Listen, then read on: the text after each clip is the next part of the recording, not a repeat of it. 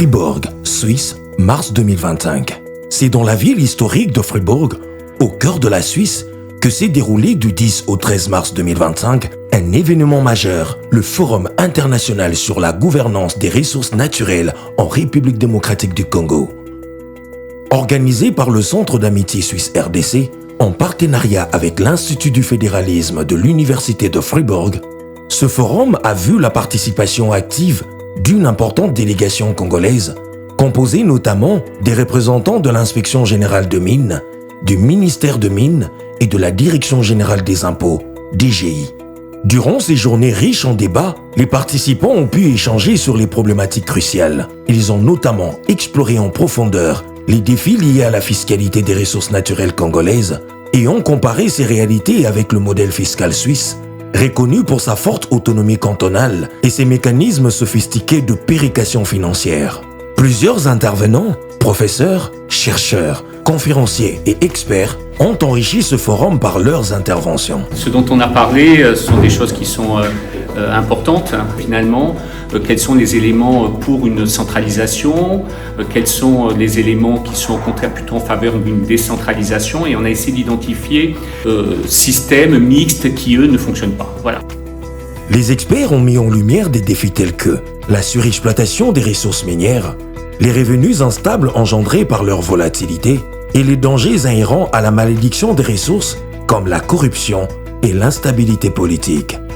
Face à ces constats préoccupants, des pistes de solutions concrètes ont été avancées, telles que la diversification économique, la réinjection des revenus miniers dans les infrastructures publiques, le renforcement des contrôles environnementaux et l'encouragement à développer une industrie locale capable de transformer les ressources sur place. Deux interventions remarquables ont marqué la clôture officielle des travaux. Celle du professeur Jérémy Laurent Lochetti, qui a souligné les paradoxes économiques de la RDC malgré ses vastes richesses minières. C'était une très belle interaction. La salle était très réactive et nous a permis d'avoir beaucoup de discussions sur plusieurs points qui étaient spécifiques à la République démocratique du Congo. J'ai amené des points plutôt généraux, c'était des résultats plutôt généraux qui s'appliquaient à la plupart des pays qui ont l'opportunité d'avoir un secteur minier développé. La salle a pu amener la vision spécifique à la République démocratique du Congo et un affinement des politiques à mettre en œuvre. Et celle du professeur Dimuchi Band-Bavon, qui a évoqué les défis du secteur pétrolier congolais et plaidé pour des réformes structurelles essentielles.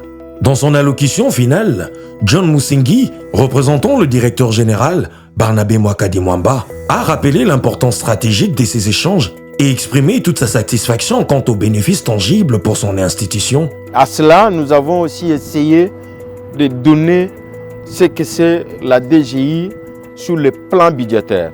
Pourquoi? Puisque le rôle de la DGI n'est rien d'autre que la mobilisation des recettes fiscales en vue de contribuer au budget national. Alors pour nous, c'est effectivement une très belle opportunité de voir comment mettre les gens ensemble dans les contextes de la mutualisation de pratiques, puisqu'il s'agit certes d'une question de mine, mais qui a effectivement trait à la gestion de recettes publiques, puisque après, il y a paiement des taxes au niveau ou de grandes entreprises minières qui payent des taxes à Kinshasa ou soit en RDC, et ces taxes sont reversées dans les trésors publics. Donc pour nous, c'est effectivement un très grand lien qui est établi entre que cela soit le ministère et ses entreprises.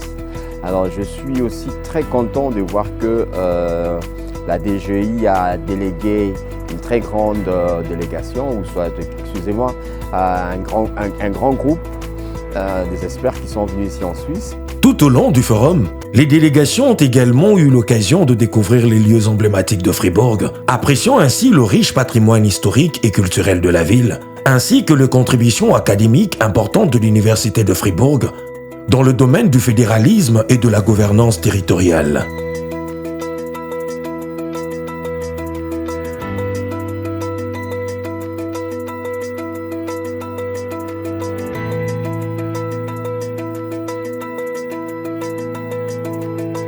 Parmi ces sites figuraient l'Université de Fribourg, Campus Miséricorde, l'Institut de fédéralisme, le funiculaire Neuveville, Saint-Pierre, le pont de Saint-Jean ainsi que le pont du milieu. À Berne, capitale fédérale suisse, les délégations ont également visité la prison de la Tour de la Démocratie, lieu chargé d'histoire politique. Et je suis très heureuse que vous avez pris ce loin chemin de la République démocratique du Congo de venir ici en Suisse et aussi de nous visiter ici à la Tour. Alors aujourd'hui, on va faire un petit tour du XIIIe siècle jusqu'à aujourd'hui. On va parler un peu des développements que ce tour a fait pendant les siècles et qu'est-ce qu'on fait maintenant aujourd'hui dans cette tour. Alors, commençons un peu avec l'histoire. Nous sommes ici dans une tour médiévale au milieu de la ville de Berne. La tour originale a été construite en 1256, ici à cet endroit. Et à ce temps-là, il faisait partie des remparts de la ville de Berne. Alors, elle était sorte un tour de défense, on peut dire.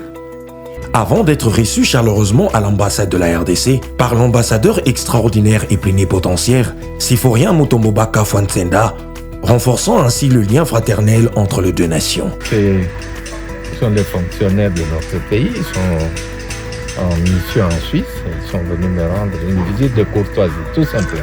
Ce forum, riche d'échanges constructifs et de rencontres fructueuses, laisse espérer des progrès significatifs pour une gestion plus équitable et durable des richesses naturelles en République démocratique du Congo.